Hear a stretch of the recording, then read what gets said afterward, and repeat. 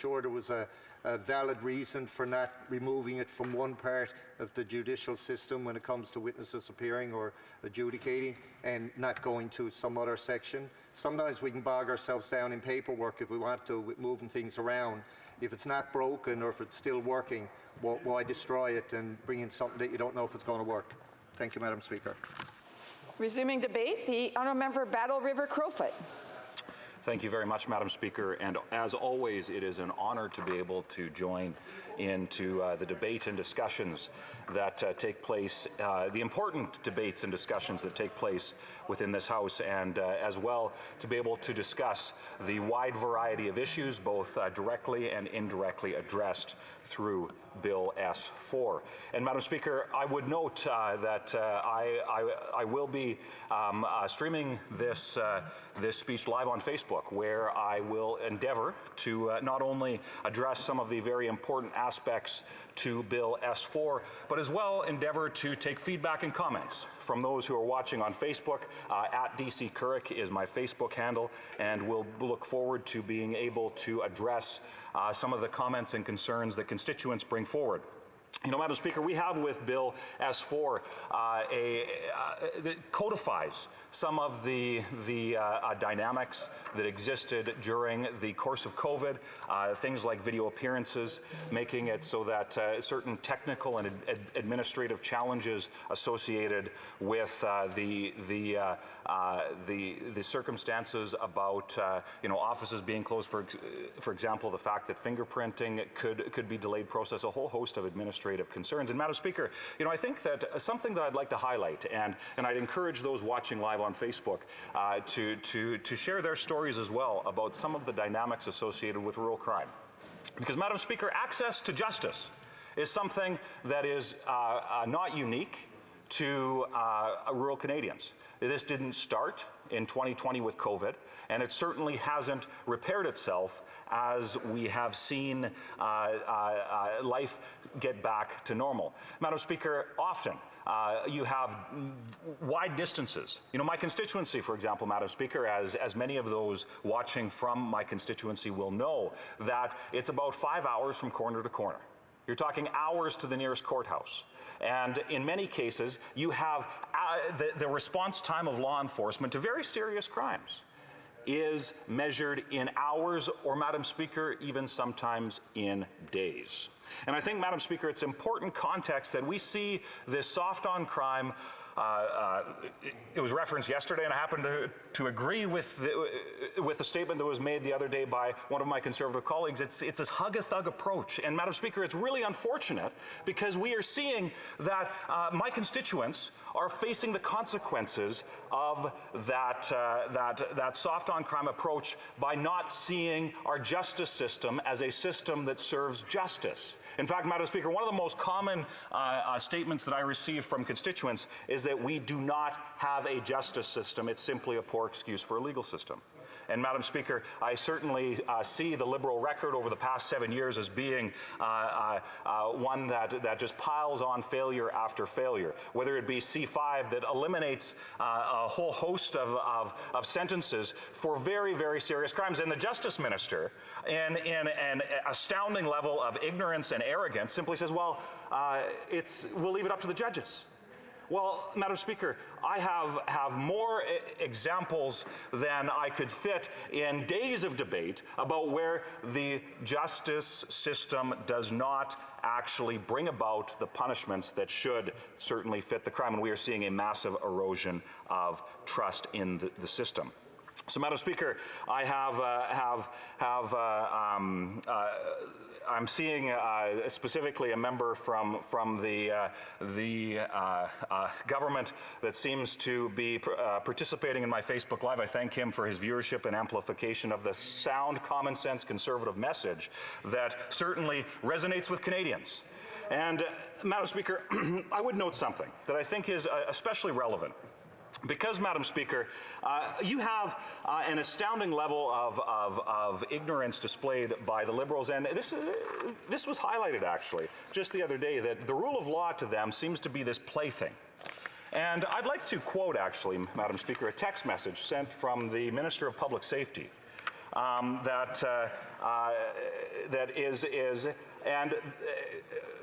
was revealed at the Emergencies Inquiry Commission. So the parliamentary secretary that just commented on my feed should maybe pay attention to this. You need to get the police to move, and the CAF if necessary too. Too many people are being seriously adversely affected by what is an occupation. I'm getting out as soon as I can. The people are looking to you, us, for leadership, and certainly not stupid people like Carney, Kath, my team. Madam Speaker, the then reply goes on to how many tanks are you asking for? I just want to ask, and I can't say the name of the Minister of Defense, but her name is referenced there, how many we've got on hand. And the response from Canada's Minister of Public Safety is, I reckon one will do. Madam Speaker, that is astounding. Absolutely astounding, and I would suggest disgusting that those Liberals would suggest that pulling out tanks to bring to the streets of our capital city would in any universe be an acceptable practice, Madam Speaker, and that we see how... Point of order, the Honourable Parliamentary Secretary. Rising on a point of order, Madam Speaker, on a point of relevancy. I know the Conservatives love to defend the convoy, but we're not talking about the illegal occupation of Ottawa or the Emergencies Act. We're talking about S4, and I was wondering if the honourable member could get back to actually talking about the bill. The honourable member for Battle River Crowfoot has a point of order as well. Yes, Madam Speaker. You know, I think that it's interesting that the Liberals are intent on pivoting away from their many, many failures on not only access to justice. Point of order. I just want to remind members that the debate is before Bill is about Bill S4. I also want to remind members that there is a little bit of latitude during members' speeches, but I do want to make sure that members are aware that their speeches should be relevant to the bill that is before the House. The honourable member for Battle River Crowfoot, and I'm sure he'll bring it back to the bill itself. Absolutely, Madam Speaker, because we see how this Liberal government is refusing access to justice for Canadians. Now, S4 has some practical steps to ensure that my constituents will see a small step forward to be able to access the court system through things like video conference and whatnot. But, Madam Speaker, this is in the context of the larger trend where you have the Liberals more concerned about tanks on our streets than ensuring that Canadians have justice. Madam Speaker, somebody watching made the comment that we need a time that fits the crime. Madam Speaker, we have a justice system, as is being highlighted by some of those who are commenting, that is, instead of prioritizing the rights of victims, those who have seen, in some cases, the absolutely devastating crimes, things like sexual assault, things like a firearm being discharged with intent, the Liberals have eliminated sentences on that. Madam Speaker, my constituents have made it very, very clear. Now, the Liberals will like to say that somehow we don't support justice or whatever the case is. Well, Madam Speaker, there's one party in this House that stands up for victims, and that's the Conservative Party. And that is increasingly clear as you see those Liberals demand that somehow a soft-on-crime approach is a good way to stand up for victims of crime. Madam Speaker, that couldn't be further from the truth. We see a backlog within the court system that is leaving serious crimes not even seeing their day in court. Madam Speaker, imagine a victim. Whether it's a senior in my constituency who came to me related to being held up at gunpoint, a legal gun, by the way, not a law-abiding firearms owner, that individual skipped bail. Less than 4 hours, they were back on the street. Madam Speaker, there was threats made against RCMP officers in my constituency, and we saw how there was, within less than a day, somebody who had threatened the life of an RCMP officer was back out on the street. And Madam Speaker, this has very, very significant correlation between the way that we have access justice in this country. And Madam Speaker, I would suggest that the Liberals pay close attention because there are many, many victims. And these are not traditional Conservative supporters. I'm not talking about just the folks that I represent in rural Alberta, but I'm talking about folks from Liberal ridings that in some cases have reached out to Conservatives and say we're frustrated with that Liberal approach. So, Madam Speaker, somebody on the comment asked that when the Prime Minister is going to resign, and certainly I'd have a whole host of constituents that would be very, very interested in finding the answer to that question. But Madam Speaker, I think that, another example that that somebody on Facebook highlights, that this government spends more time persecuting law-abiding firearms owners than they do those who perpetrate serious crimes, including, Madam Speaker, serious gun crimes. And I think that the hypocrisy that is demonstrated in that on a daily basis has contributed to that erosion of trust that is taking place within our system. And Madam Speaker, something that I hope that the Liberals listen to very, very closely. When we see an erosion of trust, it is something that is very, very difficult to earn back. That's not something that's simply a platitude or a campaign platform promise or whatever the case is. It takes time, it takes effort, and takes a demonstration. And Madam Speaker, I've said this before in this place and I'll say it again. The Liberals, if they're good at one thing, it's politics. But when it comes to actually governing, they fail each and every time. In fact, Madam Speaker, I find it very, very interesting, whether it be on the issues directly related to S5, which has a lot to do with access to the justice system and that sort of thing, or whether it's the host of other concerns that MPs from this place hear from on a regular basis. We see that over the past 7 years, Point of order, the honourable member for Don Valley North. Thank you very much, Madam Chair.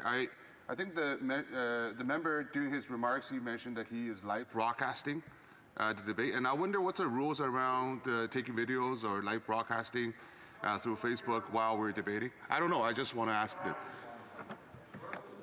So the honourable member has a point of order, or it's not about responding to the point of order. So I just want to indicate that, the honourable member is actually bringing a point of order of something that the honourable member may have said, but I don't know if that was done in the House. So if it's done in the House, then I would remind members that they're not to do any of that, those types of recordings while in the House.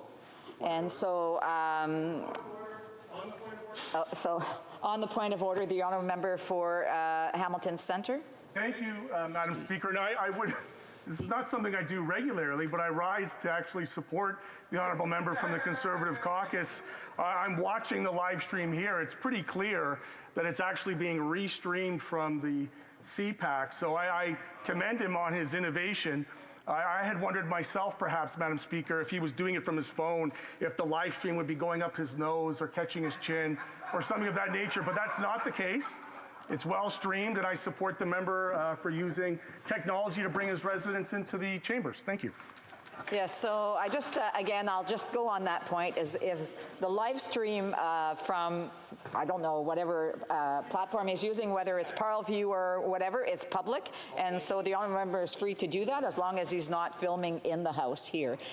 Or while, should the member be virtual, he's not able to live stream what's happening virtually. So the honourable member for Battle River Crowfoot can continue his speech.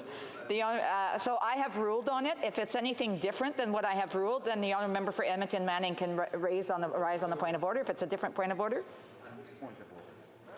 Okay, I have ruled on it, but I'm just wondering if the honourable member had anything different to add than what my decision was. It's a little bit, if that's okay.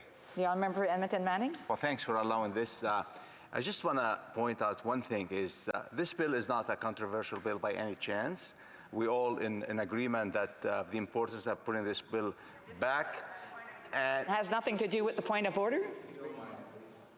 So the honourable member can get right to the point of order. on the point of order, the government members should be more receptive to what we're saying on this side. And The point of debate. The honourable member for Battle River Crowfoot. Thank you, Madam Speaker, and let me take this opportunity to highlight, I find it really ironic that the so-called progressives in this place would be opposed to, with the exception from the member from the Green Party, but from the NDP. Sorry, was thinking of your name there. My apologies. Madam Speaker, I find it interesting, as certainly I am endeavoring to make this place more accessible to the people, and using something like social media to ensure that that could in fact be the case. I find it very interesting that the members from the Liberal Party seem to be concerned that Canadians would know what's going on in this place. And certainly, Madam Speaker, I will do everything I can to expose the Liberal management of government, whether it's their legislative agenda or whatever the case is. So, Madam Speaker, I would like to highlight, and I happen to know this constituent because she works with victims of crime a lot, and her name is Michelle Hauser. And she just commented on this video, and she makes the comment that nobody feels safe. And Madam Speaker, I think that encompasses much of the concern that many of my constituents are facing when it comes to the status of justice here in Canada. When you have law enforcement response times in rural communities that are not only measured in hours, but sometimes in the cases of days, and I'm not talking about, a minor infraction, that somebody jaywalked across a gravel road. I'm talking about major crime, sometimes a robbery, assaults, things like that. And Madam Speaker, access to justice is fundamental to a modern functioning democracy. And Madam Speaker, we see that is being taken away. We saw with more than a year delay that the Liberals delayed for more than a year the appointment of the Victims Ombudsman. Madam Speaker, I'm pleased that there was an appointment made. That was absolutely necessary. But we see how, again, the soft on-crime approach, where you have the public safety minister more worried about bringing tanks to the streets of our capital city to shut down protesters that they disagree with, than ensuring that regular Canadians have access to the fundamental principles of justice, which I would hope every member of this place supports. Madam Speaker, we see that there is the necessity that law enforcement has the tools required to be able to gather the evidence, to make sure that there's the time within our court system so that people can actually be brought and have their day in court, both for those who have been accused of a crime, but also for the victims, to ensure that they have everything required so that they can see justice done. Because, Madam Speaker, if justice is not done, that erodes the confidence that Canadians need to be able to have, not just in the legal system proper, but, Madam Speaker, every facet of government. For if Canadians cannot feel safe in their own homes, Madam Speaker, that fundamentally erodes one of the very basic principles of what makes Western democracy. And I see and I speak with law enforcement often, whether it's Mounties in my constituency that are the ones that are driving up and down the many thousands of kilometers that I represent, when the Camrose Police Service in the city of Camrose that does great work, and many of these officers, Madam Speaker, do fantastic service to the community. And Madam Speaker, in many cases, some of them have come to me confidentially and said it's overwhelming for them. It's overwhelming for them that they will, in some cases, spend late nights, burn the midnight oil, after a long day of patrols and after a long day of gathering information, investigations, and all of these sorts of things. Yet, when the case goes before a judge, it's simply tossed. Madam Speaker, imagine how somebody in law enforcement would feel if you spend days putting together a case only to have that tossed out, and then that criminal back on the streets, victimizing again. Madam Speaker, these are serious, serious, serious things. I cannot emphasize that enough. The revolving door of the justice system is a real concern. It's one thing for the system to ensure that those who are brought within it, who have been accused of a crime, to make sure that they're able to not be unnecessarily held up or anything like that. But Madam Speaker, when you have somebody that is, has multiple arrest warrants out, and they're arrested again for something that may be unrelated, maybe in another jurisdiction, and then all of a sudden they're back out on the streets again, we're talking about access to justice. And for the many, many victims, the consequence is that their victimizers are once again out on the streets. And a comment from Lynn, she says, no one should be above the law. And I agree, no one should, including, that's maybe a message that our Prime Minister should take seriously, but no one should be above the law. Not one person, whether it's us in this place, each and every one of the 338 of us, or every single Canadian. For the rule of law, Madam Speaker, is at the very foundation of who we are as a democratic society. And to see an erosion of that is absolutely devastating. The question is asked from Shauna about how do we address parole issues? And it is a huge concern. Often we occasionally hear the stories that grab a headline about some horrific crime that's been committed, and that criminal that's been found guilty of that crime, and then there's a public outpouring that keeps that person behind bars. Yet you see continually from this government a pursuit of an agenda that would lessen the ability to keep some of those serious criminals behind bars. And Madam Speaker, why that is relevant is because it is victims that ultimately suffer. Madam Speaker, we see how some recent Supreme Court decisions that have including most recently the fact that we need to figure out a path forward so that serious sexual predators in this country face the consequences due to their crime. Because, Madam Speaker, that's not only essential for the safety of our society in general, but, Madam Speaker, imagine, and although it didn't happen in my constituency, there's a very clear example of where a young woman and her baby were killed. Her partner is from my constituency, so it hits really close to home, because they were living next door to a sexual predator. They were murdered. Madam Speaker, a failure of the justice system. Access to justice is fundamental and key, and we are seeing that it is being denied increasingly to Canadians.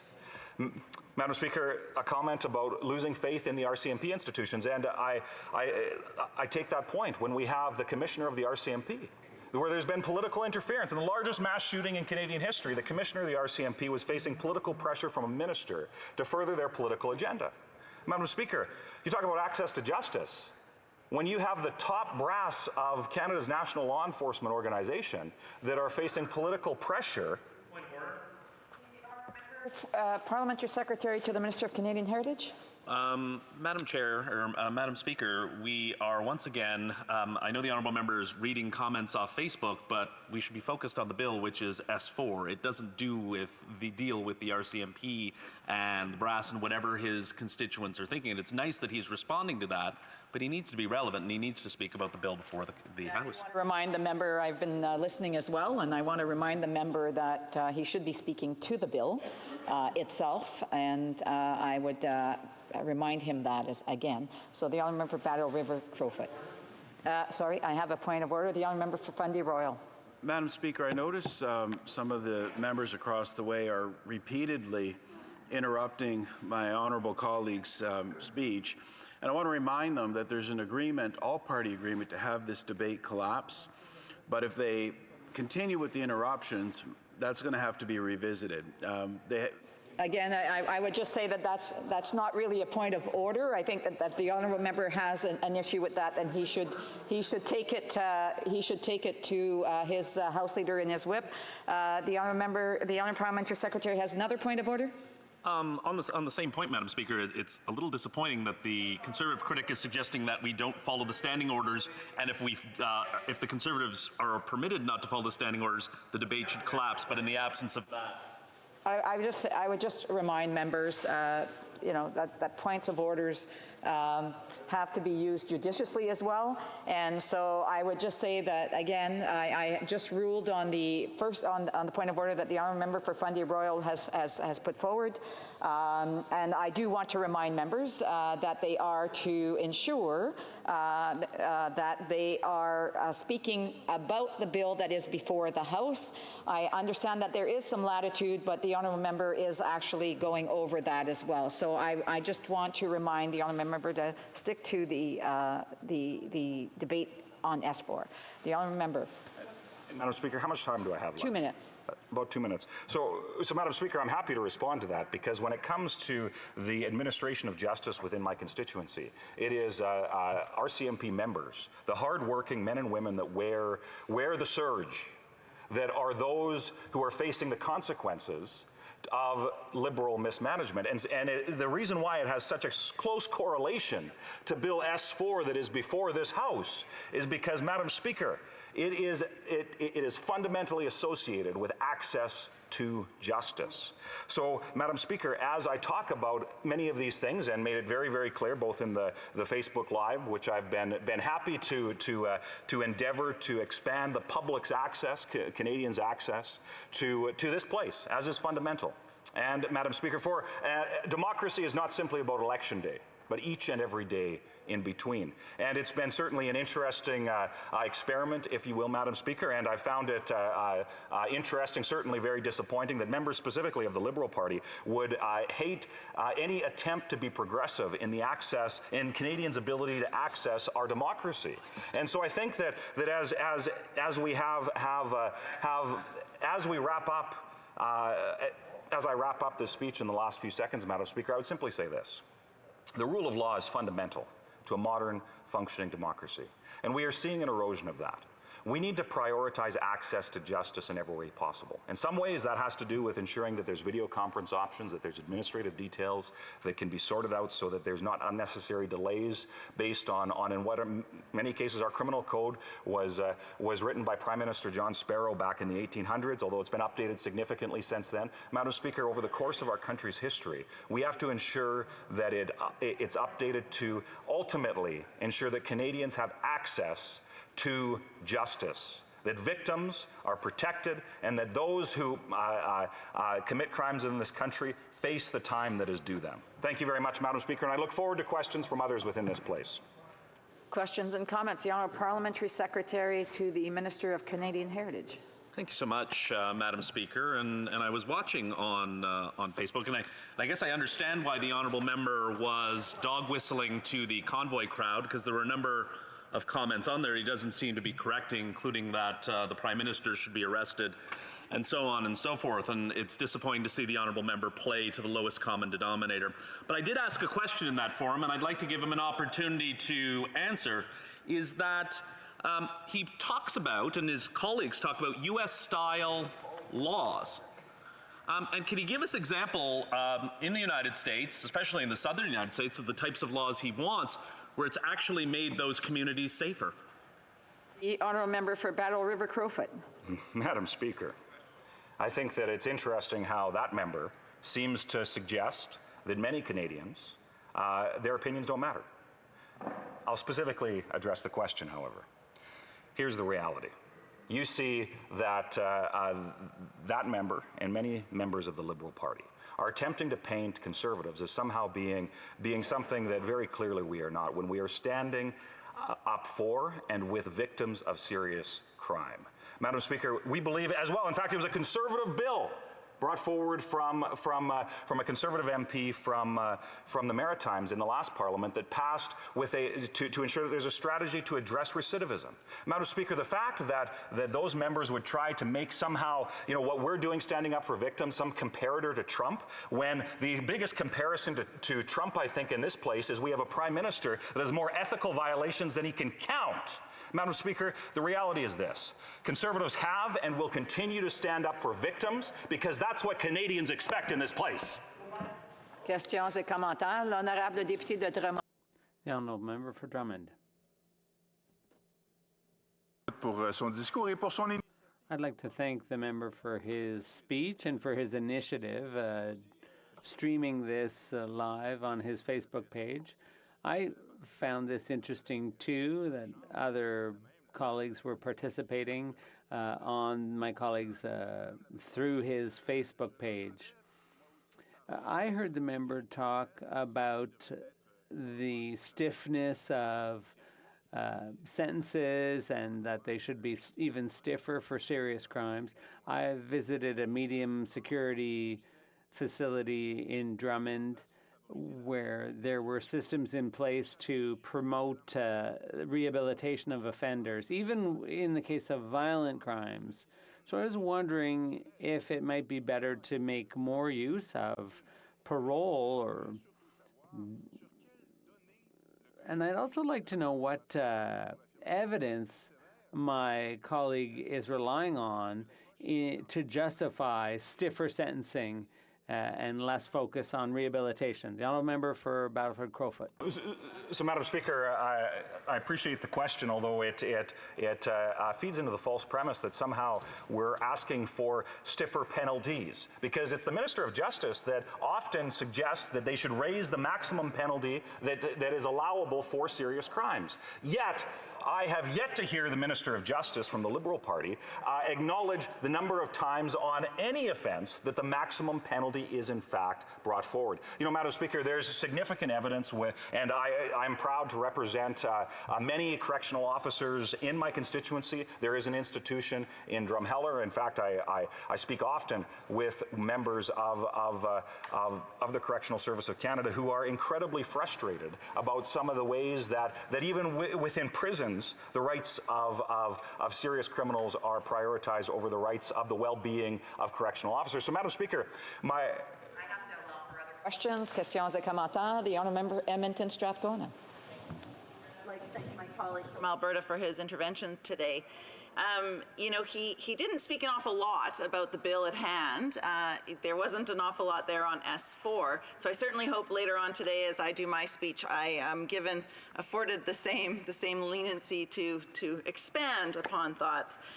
One thing he did talk about is the attack on an RCMP officer. And I think everyone in this House finds that incredibly appalling to hear that. Of course, from my perspective as an Albertan, I remember last year when the RCMP officers in Coutts were threatened, when they were the ones that were being threatened with illegal guns, with crime. And I'm just wondering why the member has such a different perspective on what should have been done in that situation, why the Emergency Act should not have been enacted, why we should not have done everything we could to protect those RCMP officers, and a different perspective for what should be done to protect RCMP officers in his community. The honourable member for Battle River Crowfoot. Thank you very much, Madam Speaker. And you know, it's interesting because you have before us a member, by the very premise of her question, is suggesting that somehow the rights of Canadians should be something that the Prime Minister's office depends on whether or not they respect. Madam Speaker, if somebody breaks the law in this country, there should be a penalty for it. Whether that is somebody that I support in terms of their protest movement or not. Madam Speaker, the rights of Canadians should not be something that is negotiable at the whim of a Prime Minister who seems to have no concerns with anything other than his political fortune. So, Madam Speaker, I think that that member should consider very carefully when she talks so flippantly about how the rights of Canadians matter, because, Madam Speaker, those who break the law should face the penalty, full stop. And I don't know why that is something that is so controversial to that member from Edmonton. But further to that, I think that, Mr. Speaker, we need to ensure that when it comes to the administration of justice in this country, that it's done fairly, so that Canadians' very, very real concerns are not dismissed at the whim of ideologues that happen to sit in the front benches. Questions and comments? Questions et commentaires. I don't know where we were in the sequence. We're not, okay, there you go. I'll go to the Parliamentary Secretary to the Government House Leader, and then we still got time. Thank you. Mr. Speaker, there should always be an appropriate consequence for a crime that is committed. But I want to shy away from that and just refer to the fact in S4, what it really is about is the modernization or a partial modernization in which our judicial system will be able to incorporate video conferencing or videotaping, which will assist in our judicial system. We learned that through the pandemic, and I'm wondering if the member could just reaffirm what I understand to be the case, that the Conservative Party will in fact be supporting the legislation and the importance of us getting feedback on the legislation once it goes to committee. Honourable Member for Battle River Crowfoot. Thank you very much, Mr. Speaker. And you know, as I very specifically highlighted within my speech, that there is absolutely the need to ensure that the administration of justice, specifically when it comes to things like video conferencing, teleconferencing, and including some of the what seem like small administrative matters, like fingerprinting. You know, Mr. Speaker, I live in a rural constituency. Hours response times for RCMP. In some cases, I have constituents that live more than 100 kilometers from their nearest police detachment, in most cases RCMP, more than an hour. So, Madam Speaker, access to justice is something that is absolutely key and fundamental, and some of the small administrative changes that are being proposed in this bill is something that I think most Canadians would simply suggest are common sense. But I do want to highlight, the member said that serious crimes deserve the punishment. I would suggest that that member take that message to his Justice Minister, because that is the opposite of what that Liberal Party is bringing forward in terms of policy. Questions and comments? Question commentaire. The Honourable Member for Hamilton Centre. Thank you, Mr. Speaker, and welcome. I've heard the Honourable Member speak at length about the rights of Canadians, the fundamental rights of Canadians, and yet when it comes to people who are held on remand, who are charged but not yet convicted, would the Honourable Member not agree that improving the administration of justice to allow those people to have their day in court would also help protect their rights? And I would like the member to even go a bit further, perhaps, and reflect on this notion that even when convicted, people in this country still maintain their civil rights. The Honourable Member for Battle River Crowfoot. Mr. Speaker, again, rights should not be negotiable, certainly by the whim of a Prime Minister who seems to suggest they are. But the member makes an interesting point. And I think that although I certainly hear the frustrations that when somebody is arrested for a serious crime, they're simply back out on the street, and sometimes a few hours later, and in many cases, I'm not just talking about a handful of cases, but personal testimony, speaking with law enforcement officers, are victimizing once again. Mr. Speaker, we need a system that works. We need a system that ensures, you know, the presumption of innocence. Somebody who has been alleged to have committed a crime, that they have their day in court, to ensure that all barriers are removed, so that can be done, and done in a timely manner, because, Mr. Speaker, as has been said, justice delayed is certainly not justice served. Reprise du débat, continuing debate. The Honourable Parliamentary Secretary to the Minister of Employment, Workforce Development and Disability Inclusion. Well, thank you, Mr. Speaker, and I'll be sharing my time today with the member for Outremont. Mr. Speaker, I am pleased to speak